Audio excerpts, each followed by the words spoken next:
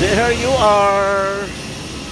We're going back to Metro Manila. Our departure time will be at 4:10 or 4:15 in this afternoon. And this is our flight 2988 via Air Philippines.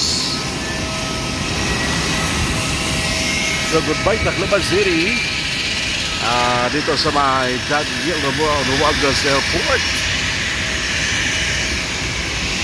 So salamat po sa panahon at oras sa Carigara Leyte at sa Barugo Leyte na kung saan ang mga kasamahan din po natin dyan.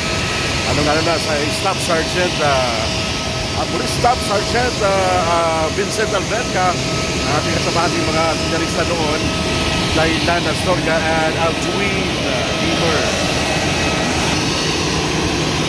So this is it guys. Weather po natin medyo mainit na mga 35 ang temperatura dito sa may Tacloban City.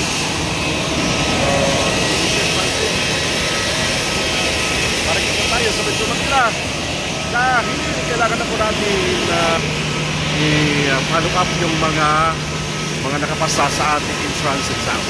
See you later, Manila.